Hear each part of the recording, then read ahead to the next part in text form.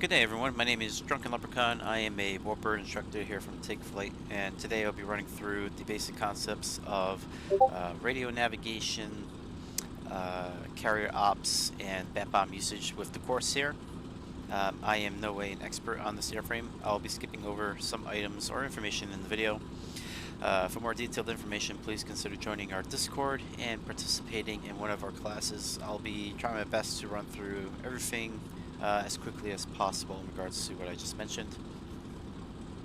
I am using a large resolution monitor and recording on a lower resolution. I will be doing my best to explain verbally what I am doing throughout the video for you, so at any point in time I bring up an options menu or keyboard and you can't quite read the text, don't worry, I'll try to verbally explain out everything I am doing for you. I am using a Track IR Pro system. If you see on the screen any random head movements like this per se, please disregard. I'm probably just simply checking those, taking a glass of water or whatnot, so apologize for any of that ahead of time. So without further ado, let's get started. First things first, let's talk about radio navigation. I'm going to hit the F10 map here and bring up the F10 the map here. I'm just going to talk about how I have sort of things set up for the radio navigation part. For radio navigation to work appropriately, you have to have things set up in the mission editor ahead of time. So right now for this example, I have a carrier here, call sign ESS. I have this carrier set to preset 6 of our radio navigation equipment. It will be broadcasting a Morse code signal of its first 3 letters of its call sign, which will be ESS. Then I have another carrier set up over here with its call sign of USA. It will also be broadcasting on set to preset channel 5 within our current radio navigation equipment. It will be broadcasting a Morse code set of 3 letters of USA. So the basics with the radio navigation, you're going to get Morse code signals over the wire.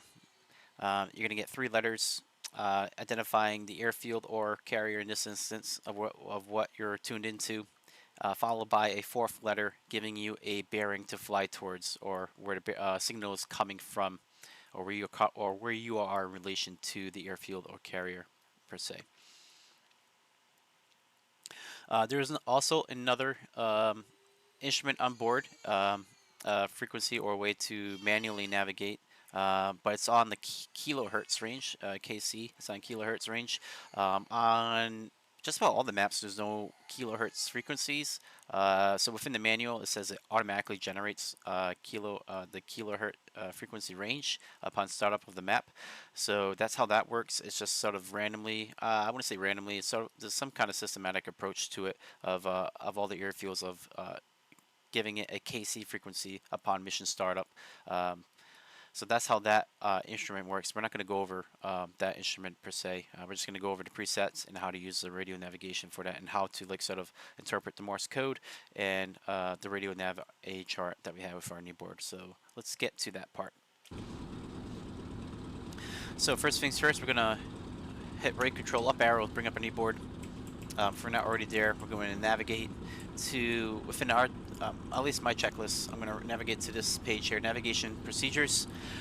Within the current implementation of the module, it's actually backwards right now. It's working backwards, so you're pretty much going to disregard my knee board for now if you're using my knee board, or simply put, since as mentioned, it's simply set backwards. Within this knee board here, within the preset set channel, we're going to use a preset in this instance.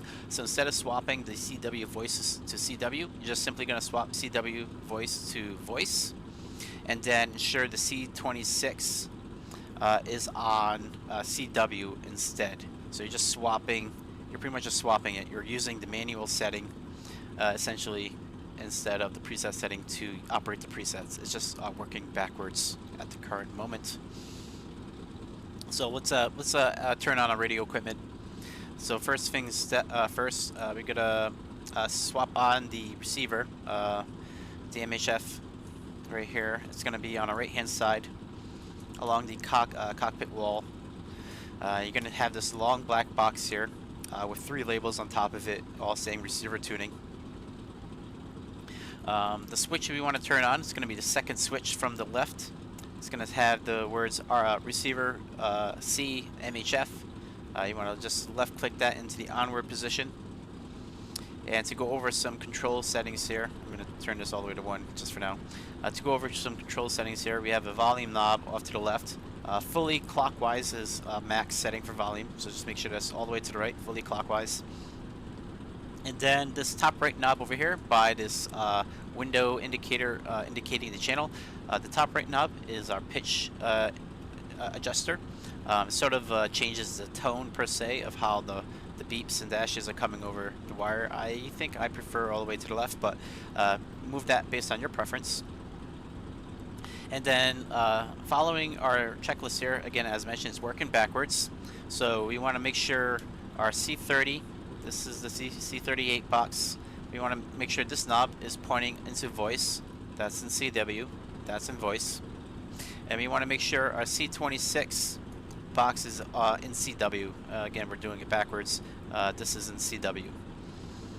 So let's move our presets. To manage our presets, you're going to use this coffee grinder knob to the bottom right. Just right click it or left click it in the appropriate direction. We're going to right click it all the way to preset 5. And we're going to leave it there. So we already have some Morse code coming over. Alright, just it was at the end of it. I have a Morse code cheat sheet here within the kneeboard. So I'm just going to move it over here and wait for the Morse code to come over. It usually comes over about every 20 to 30 seconds. And it should be saying USA. So we're going to just look at that right now. We're going to listen for U, then the S, then the A.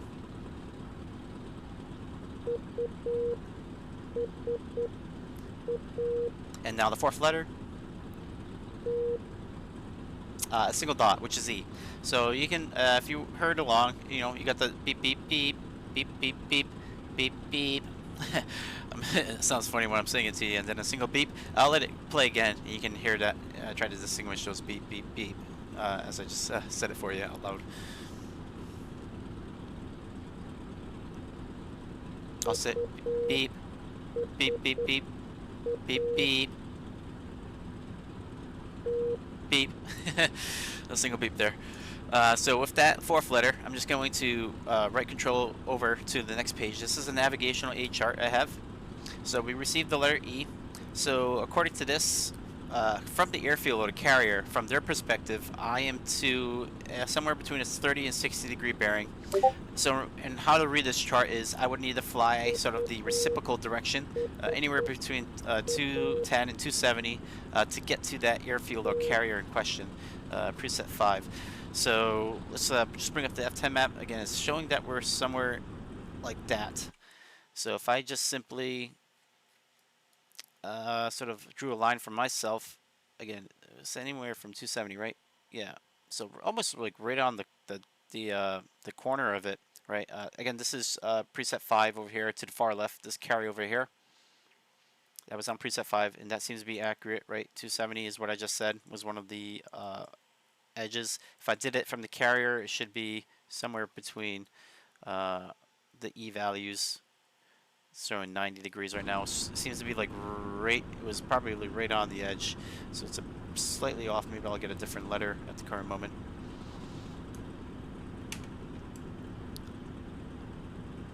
It is moving.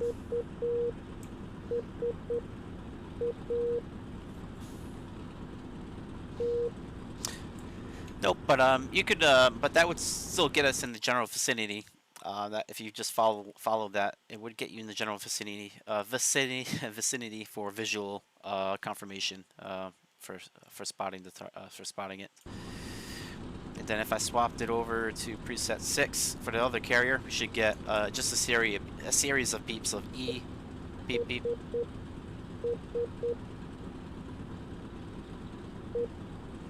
And I got an E again. Let's just make sure it is working. I'm going to check my volts. My volts are up. Let's just swap that on and off on preset 6 now. Let's just listen to the complete Morse code tone here.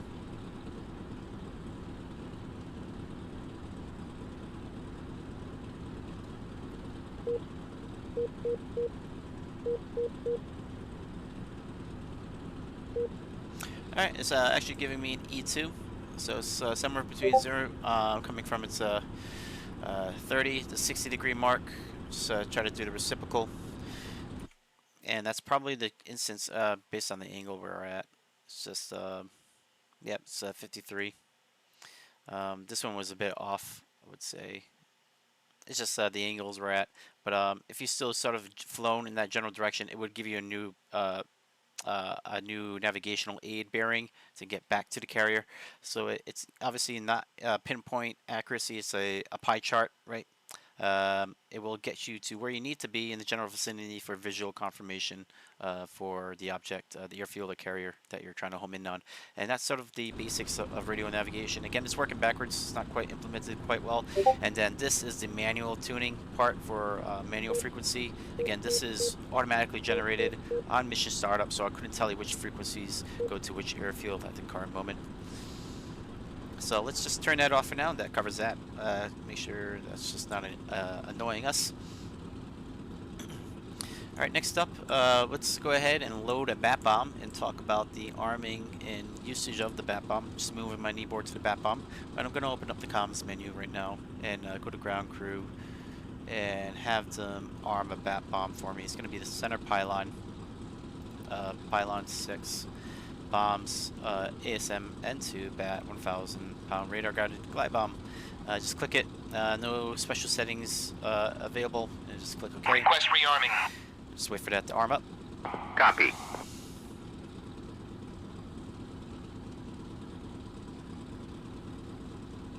And I actually didn't notice this before. It's not showing up the actual buttons, but some buttons will pop up here to the bottom left here.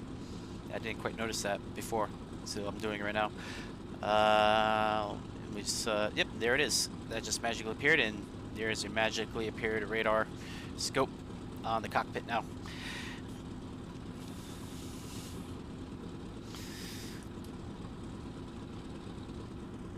And Rearming complete. Okay, rearming is complete.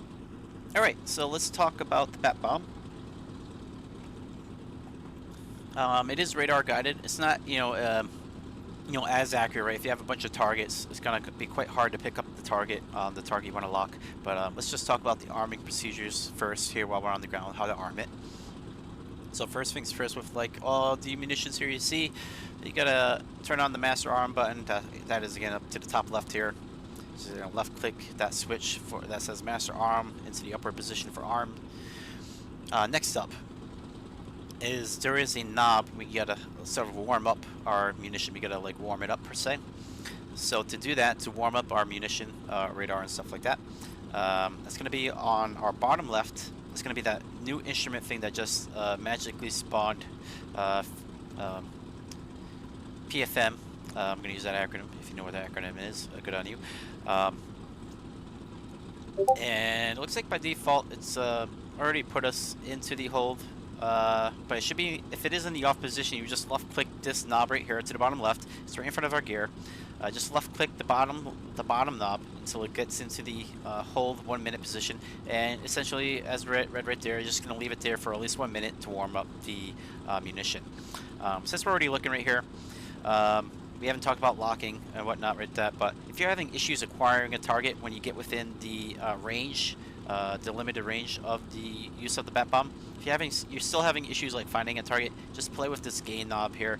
That should help you with the radar acquiring a target for you to lock onto. So we're just going to leave that in the 1 minute position for now. When we take off, when we get up in the air, we'll swap it over to run. And we'll do that after we take off, and that'll be like a solid minute. Next up, we're going to turn on our gun sight to assist us with aiming. We're going to just, again, the gun sight's off to the top left. A lot of this is covered in the previous videos, so I'm just going to skip a lot of terminology of where things are located.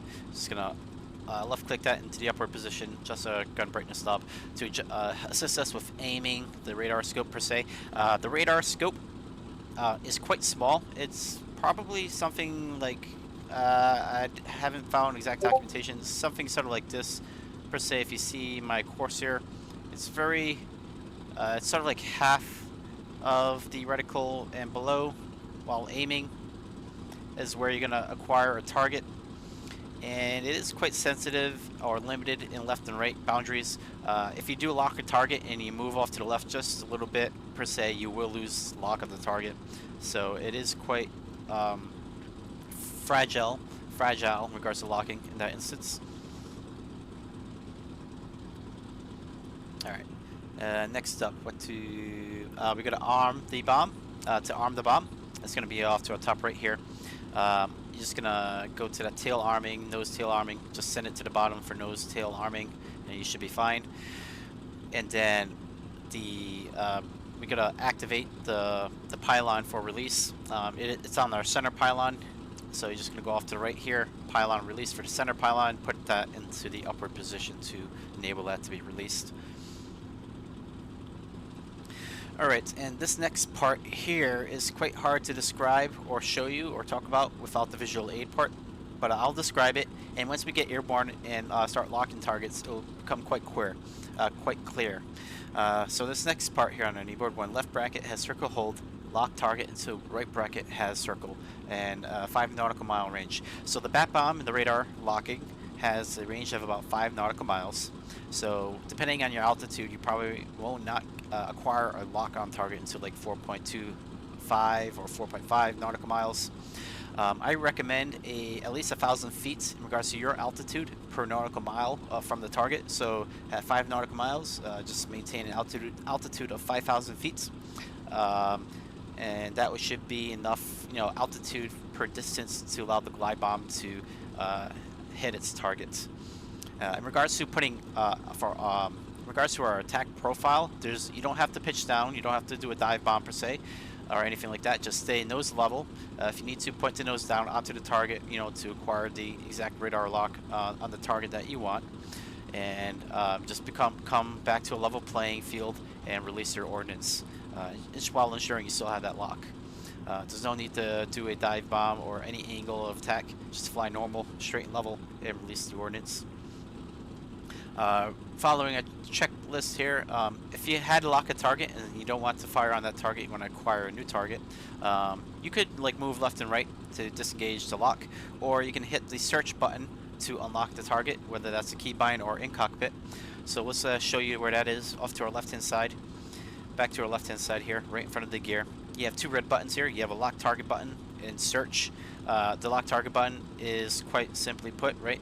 Once you have a target that's being tracked by your radar, identified by a single circle within the left bracket, you press and hold this lock target button or your keybind for it until the right bracket has a circle appear within it, identifying that that target that you were tracking is now locked, and at that point you can release your ordnance and the glide bomb should get to the target.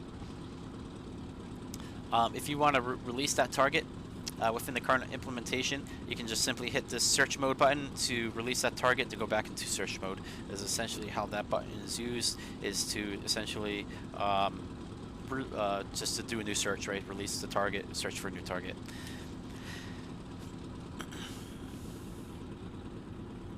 Alright, I think that sort of covers the basics of arming and the usage. We'll implement it now, per se. We're going to start taxiing, and we're actually going to talk about how to take off in a carrier from the ground here, at least a particular way. There's many ways you can take off in a carrier, right? There's all tips and tricks on how to do it and how to take off in general, per se. I'm just going to talk about one way. So let's just go ahead and taxi. So again, just use your kneeboard. As always, don't be afraid to use the kneeboard. No harm, or no one's going to blame you for using the kneeboard for just taxiing and simple things like that.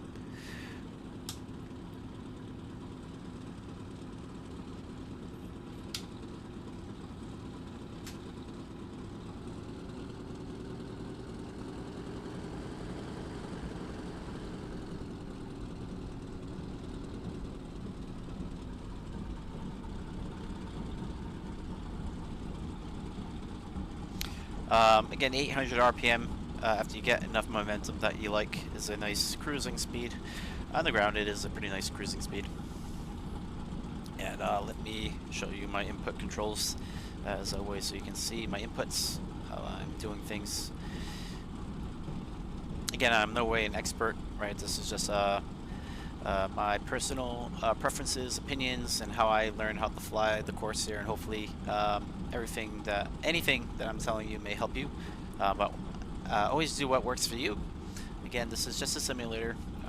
If you want to do a milsim, go ahead and do a milsim, follow NADOP procedures and whatnot. I'm just going to show you the basics of how I got up in the air of the birds per se, and how to do things via trial and error. As you probably saw in my other videos, right, a lot of things found out on the fly, again, as this is early access, and not quite a lot of documentation. The developer didn't really give us a lot of documentation. There is a manual in-game, but it is missing a lot of good, useful information that's found elsewhere. So, just lock in, getting ready for takeoff. Reserve. Alright. So, let's talk about a way to take off in the carrier. It is possible to take off overweight on the carrier. Well, actually, let's hold off on that. In regards to the amount of deck space you need to take off the carrier, you're going to, depending on your weight, right? If you have nothing loaded on, half the deck should be fine. Full flaps or now half the deck should be fine for takeoff. If you have any weight, right, you're going to want to just get further and further back on the deck. It is possible to take off overweight upon the spawn point of the deck towards the back, where you initially spawned up, like on a dynamic spawn, as long as they haven't messed up with the spawns per se. Where you spawn up on the back elevator per se, it is possible to take off fully overweight. One way to do that is to obviously use full flaps, and essentially same concept with the field takeoffs per se. You want to put yourself into an aerodynamic configuration as soon as possible, and in that instance, well, in our instance with the Corsair Warbird, that's putting the tail wheel up in the air and taking off on a 2-point on our 2 front wheels on a 2-wheel configuration. So we want to a good way to get to generate a lot of speed is to get that tail off the ground as quickly as possible, first thing right off the back, and we're rolling down the deck of the carrier deck on our 2 wheels, and we're maintaining a horizontal flight path. And if you try to do this fully, or I should say overweight, even with full flaps, starting from the elevator spawn point, you will dip below the carrier deck. And when that happens, regardless if you're overweight or not, if you happen to dip below the carrier deck, do not panic. Do not try to pull up on the stick. As you can see here in this configuration, in this upward configuration, if you pull up on the stick, all you're doing is creating a larger surface area, creating a lot more drag, and you're just going to reduce speed and crash into the water. So instead, just maintain a level horizontal flight path, or slightly nose pitch down, and just immediately pull up your landing gear. I wouldn't say touch your flaps, just immediately pull up your landing gear, leave your flaps down, and ensure that throttle's at full max, and pray for the best if you happen to dip below that carrier deck line. But you should be relatively fine, again, depending on how much weight you have and where you took off from the deck. But I have done it overweight with full HVR rockets and 2 Tiny Tims with full flaps down, and taking off in that 2-wheel point configuration. I did dip below the deck, but just keep that nose nice and level below the horizon, or at the horizon level, and just lift up that gear, and just pray for the best. You should be fine, and just have the throttle at full max at that point. So that's that, and similar to the takeoff parts for the ground here for field landing, with the more weight of the Warbird, you want to have more nose trim down, and I would say for the carrier deck, since you want to be in that 2-point wheel configuration, apply more nose down than you would on the ground. So for instance, I would just take off at 0, but in regards to the carrier with that bat bomb, I would definitely go for a half or a full nose down. At this point though, I am on the ground. I'm just going to do half a nose down. I would do full nose down, right, because at some point I will leave the ground, right? So there's going to be a big gap between me and the water. So I would have a good amount of comfortability to apply nose down, because as we increase in speed, the nose will start to tip down by itself naturally. So it's not quite safe to do a full nose down here. I would just aim for half a nose down here with the bat bomb for takeoff from the ground here.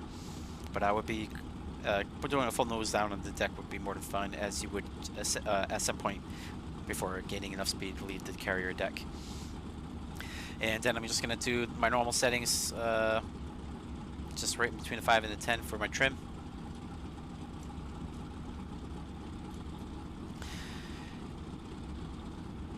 And now, for practicing the carrier deck takeoff, instead of actually holding the stick back for safety, as I mentioned, I'm just going to leave my stick centered. I want that tail wheel to come up, or yeah, definitely. It's not going to probably come up right off the start. If anything, it's going to come up and then come back down as I start rolling, and then come back up again. I'm actually going to apply my nose forward. It's going to be quite scary at first, but don't be too crazy with it. Just gradually, like just very minute movements. If you see the nose coming down, just stop putting the nose down. Just hold it there, and even bring it back a little bit. And just watch it. Just be very gentle with it when trying this. Again, this is just one method I'm going to show you, explaining to you on one way to increase your speed, to ensure you have enough speed for getting off the carrier deck. You should be more than fine as long as you're not being overweight, whatnot, and spawning on the elevator. Just take off in a normal procedure, following this checklist. But I do want to show you this way of one of the ways to get more speed out of your airframe on taking off on the deck. So, again, I'm not gonna have my stick aft. I'm just gonna leave it centered. I'm actually going to be pointing it forward to get that tail wheel up, and instead of from a deck perspective of letting go of the brakes at 2,000, I'm going to really put a lot of throttle before I let go of the brakes to generate enough thrust to get me off the deck. I'm really going to put it to at least 40 manifold pressure. I'm really going to watch that manifold and make sure I get to a lot of throttle pressure to ensure I have a good amount of thrust to get off the deck. So let's go ahead and practice this sort of procedure. I'm going to close my cowl flaps, or put them to a little bit open.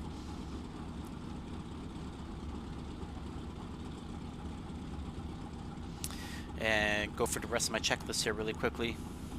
Tail wheel locked.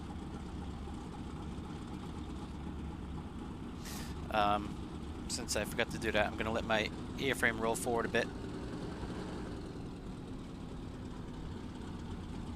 Ensure that tail wheel is straightened out for me. Alright.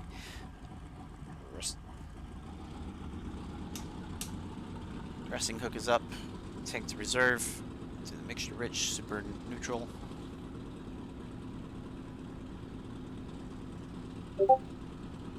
Again, I'm not reading it off, I'm just going for the checklist here. I'm actually going to do full flaps down so you can see the full flaps take off. Just going to do full flaps. And everything else is good. Again, I'm going to do what I just mentioned earlier before. My nose is down. Alright, and I'm actually going to give it... no, I'm going to just leave it there. I'll apply nose forward right after, because I mentioned the tail's going to come up and then smash back down on the ground as soon as I start rolling. And then I'll apply nose forward. Alright, applying throttle. Brakes engage. Applying throttle, 40. Letting go of the gear. Alright, applying nose forward. Alright, applying with the stick here. Just letting it come back centered a little bit. So sure I don't go too far down.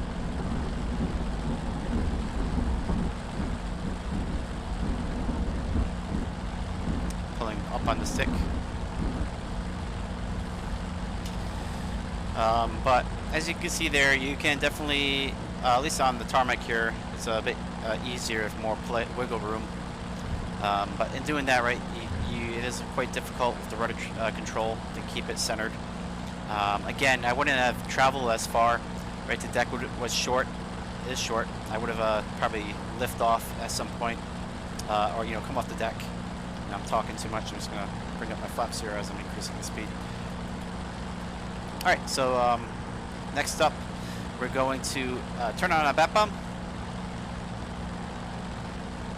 And you see right there, radar scope is alive. You got the 2 brackets, right? We're gonna look for the circle to appear in that left bracket for the radar tracking the target, and then I'm gonna hold down the lock button to that second bracket comes, has a circle in it, and then release the bombs. And we're going to just probably fire on the tugboats here. They should be fine. They are low. The tugboats are small, so our bat bomb may just hit the waterline. But I think it would still prove the concept or the point of it following towards that target. I'm going to try to get as much altitude as possible.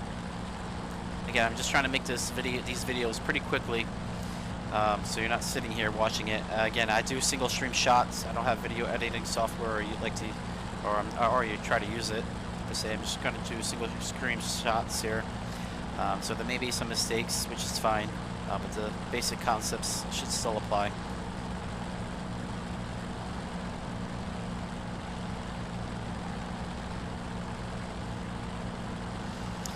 And I'm just trying to climb up pretty optimal here quickly at 2,000 feet per minute. And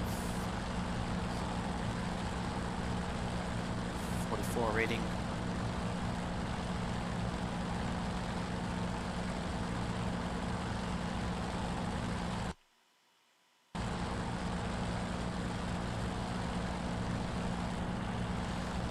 I'm gonna move my kneeboard back to the weapons thing.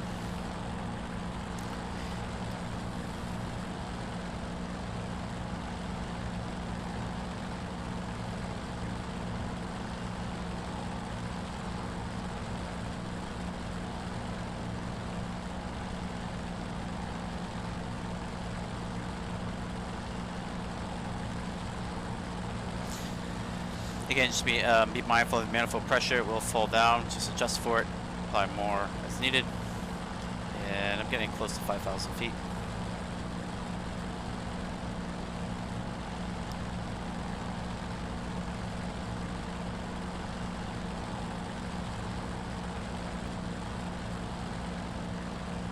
Alright, that should be fine enough. Yep.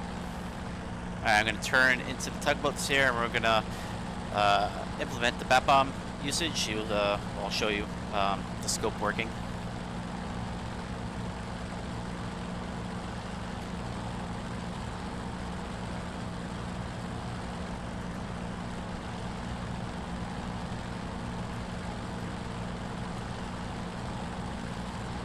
I had a lot of red trim there.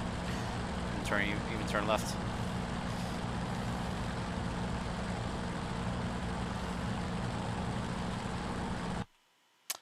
The radar scope is a bit finicky. You'll see the thing disappear or like travel with you on your screen. Again, early access, everything is going to be finicky or not really simulated quite well.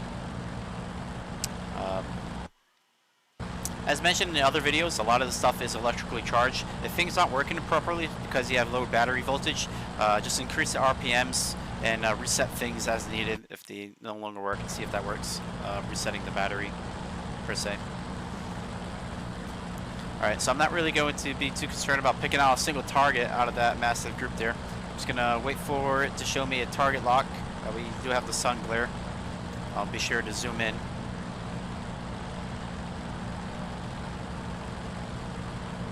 So again, I'm just going to put the reticle somewhere over the targets, and that is a massive sun glare.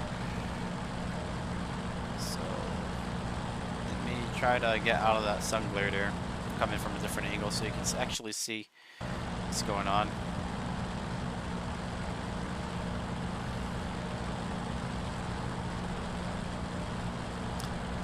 Alright, so I'm just gonna fly in this direction a little bit. Hopefully, that's probably not gonna do anything, but let's see.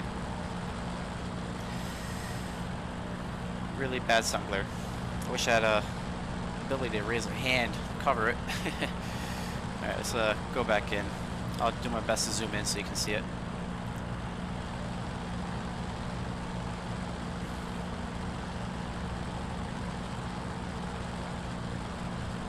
Alright, it should be probably picking up a target by now. Yep, picking up a target. See that circle in that left bracket? Gonna hold down the lock button. Nope, lost it. Again, yep, radar scope is pretty small. Got a target lock. Just lost it again. Just lost it again. Again, scope, very bad. Weapons released, and I might have lost that target because I pulled up a little bit.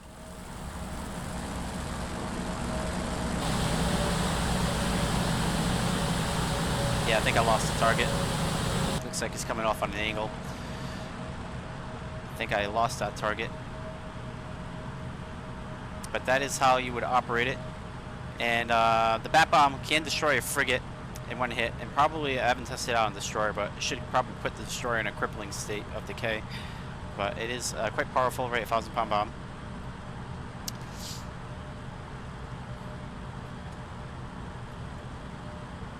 Yeah, I think I lost the target. Nope, it went in, but did not detonate. That I can tell. I might have hit the water just below the tugboat.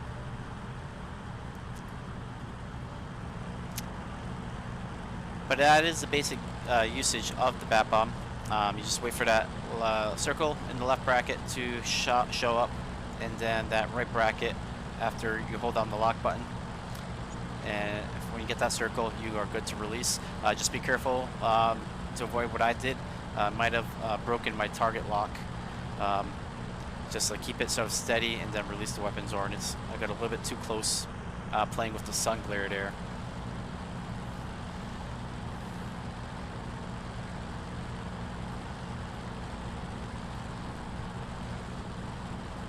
But let's go over landing on the carrier.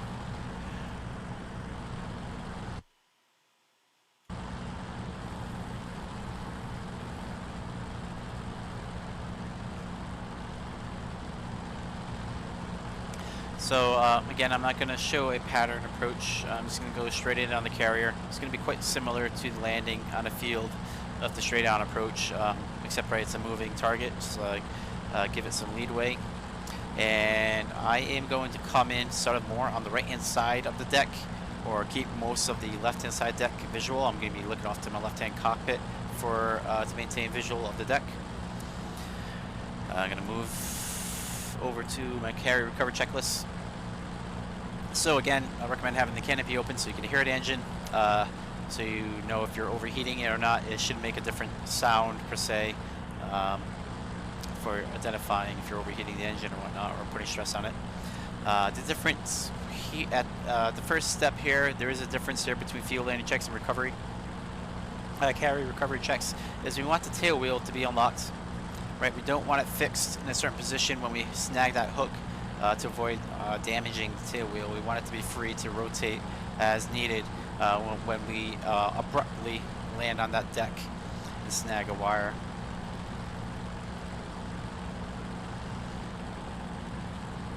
In regards to landing on the carrier deck, again, don't be afraid to come in a little bit too high and a little bit faster than needed if you are doing a straight on approach. Unlike the modern carriers, there is about like 12 to 15 wires for you to snag. So if anything, as soon as you get over the deck, right? As soon as you get over the deck, you're going to cut your throttle. As soon as you're at a decent altitude of like 15 feet or lower, you're just going to simply cut the throttle and aim for a 3-point landing configuration. You do want to aim for more of that 3-point landing configuration to ensure that hook is down to catch a wire. Right, if we're in this 2-point configuration, this horizontal plane, that hook is going to be up in the air and it won't catch anything. So definitely make sure you aim for that 3-point landing configuration, more towards that 3-point landing configuration for that hook to catch a wire. And as mentioned, there is about like 12 to 15 wires on the deck of the Essex. So if you happen to not catch the first set of wires, first like 4 or 5, don't worry, just stay on the deck, keep it in 3-point configuration, keep rolling until it snags the next wire. You should be fine.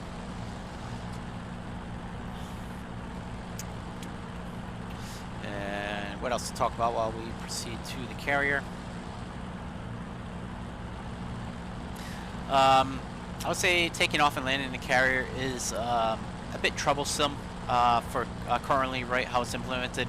In regards to the spawn point, you can have like people spawning all over the place on that deck, blocking your landing, right, because they spawn at the very back. They're going to be just disrupting your landing no matter what. Even if you miss the first, even if you like catch the first wire, depending on how many people.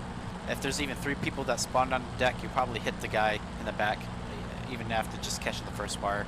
So it's a bit troublesome doing carry ops right now on the multiplayer servers, unless they were smart enough to put in an extra carrier just for the purposes of landing.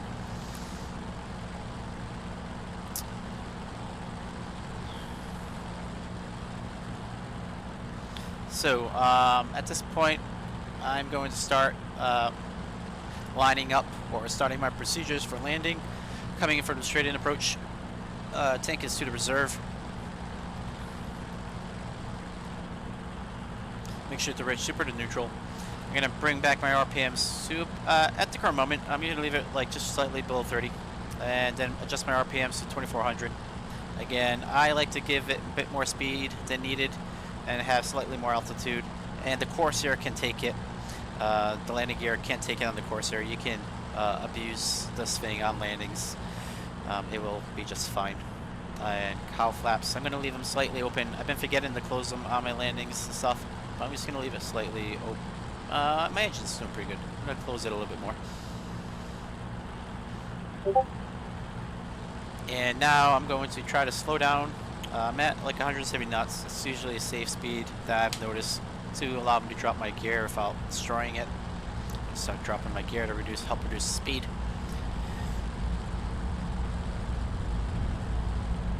And start deploying flaps to help reduce speed and help control my speed, I should say. Give it more finite control. And I'm going to start deploying the flaps all the way down.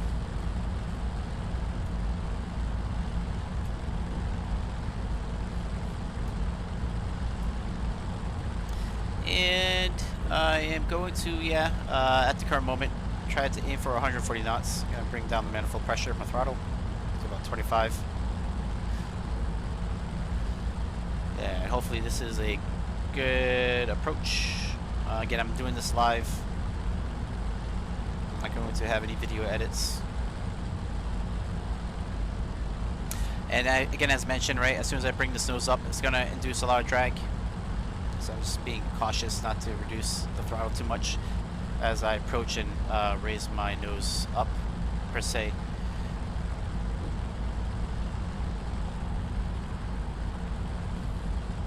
And make sure my resting hook is down.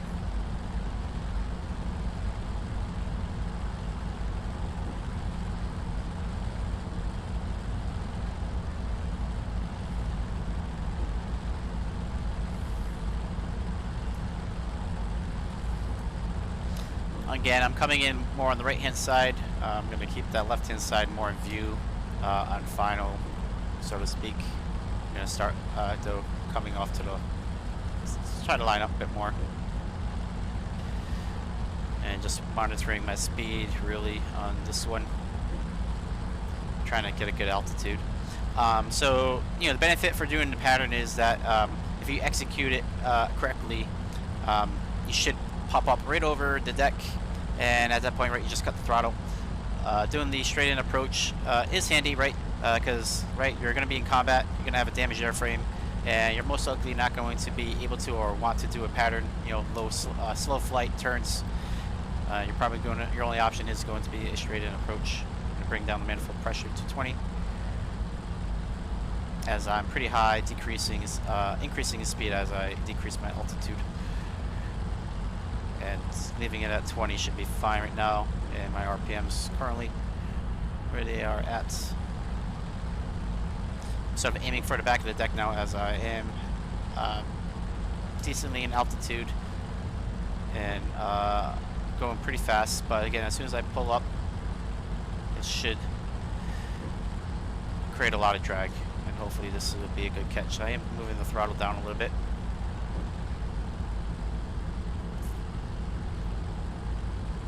Again, just slightly playing with it.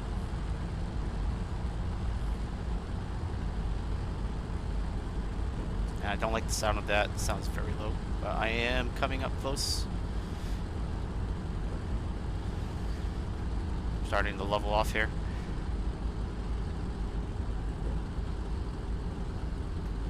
Cutting the throttle, and I came pretty... Nope. Bolter, bolter, bolter. So, yep, it was a bit high. Just coming in too high, too fast on that one. But be careful with boltering, applying too much thrust. You see that it does have great effects. And I'm just going to monitor, open up my cowl flaps a bit, make sure it's cool. Bring it down 30, manifold pressure. And I'll probably just sort of try to execute a pattern here, per se.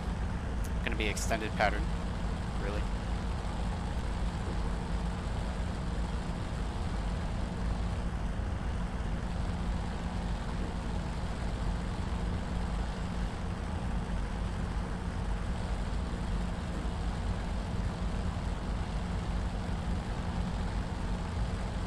Just playing with my rudder trim here to help me.